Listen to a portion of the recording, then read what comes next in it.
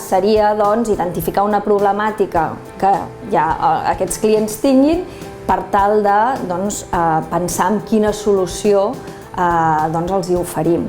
I el molt important que ha de fer un emprenedor és parlar amb aquests clients. És a dir, el model de negoci no es pot definir des de l'oficina, damunt d'un paper i amb estudis de mercat. Ha de sortir al carrer i ha de parlar amb aquests clients.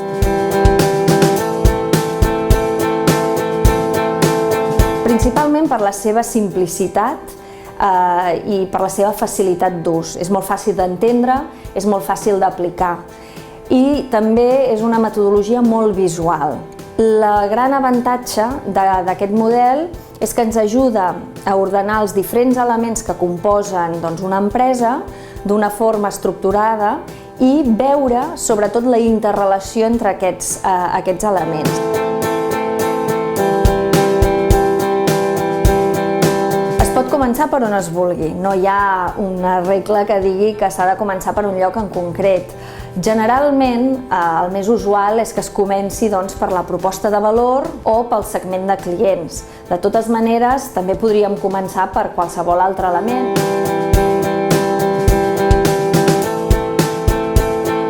La proposta de valor bàsicament consisteix en dos elements principals. Primer és l'oferta de productes o de serveis que l'empresa ofereix en el mercat.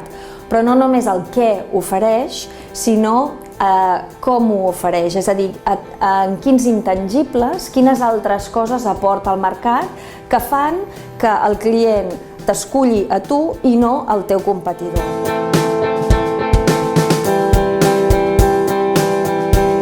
Els diferents elements del model Canvas donen resposta a 4 preguntes principals. Què és el que oferim? I aquí tindríem la proposta de valor. Després tenim un gran bloc que parla sobre a qui dirigim aquesta proposta de valor, a quins segments de clients, a través de quins canals, com arribem a aquests clients i com ens relacionem amb aquests clients. Això seria la part dreta del Canvas. La part esquerra és una part més interna de l'empresa, més d'eficiència de l'empresa, que és aquesta proposta de valor, com la fem, és a dir, quins recursos claus necessita l'empresa per poder aportar aquesta proposta de valor al mercat, a través de quines activitats, és a dir, què hem de fer a casa nostra de manera excel·lent perquè puguem oferir aquests productes i serveis i amb quines aliances necessitem. No tot ho hem de fer internament, potser necessitem socis, partners que ens ajudin a arribar al client, que ens ajudin a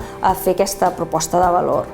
I aquesta part seria el com fem les coses i finalment l'últim bloc, que és la de la part de sota, que és el quan, que és una de les parts més importants. Quants diners guanyem oferint aquests serveis i productes al mercat, és a dir, quins ingressos obtenim de vendre aquests productes als clients i què ens costa mantenir l'estructura per poder-ho fer.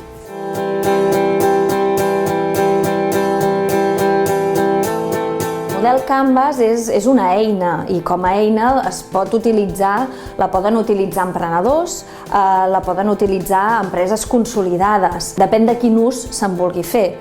Al ser una eina hem de veure quin objectiu, què en volem treure.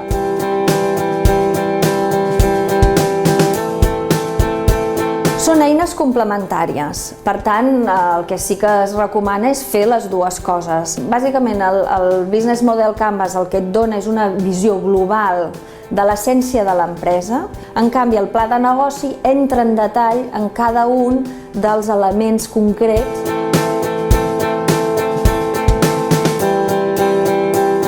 El pla d'empresa el que ajuda és a posar uns objectius, bàsicament a veure si la idea que té l'emprenedor és viable o no és viable. Per tant, analitzant la competència, analitzant el mercat, també fent el pla econòmico-financer, el pla de màrqueting, tots els elements que formen part del pla d'empresa ajuden a veure si aquesta idea és viable i es pot portar al mercat i també ajuda a planificar i a posar uns objectius que és necessari per qualsevol projecte emprenedor.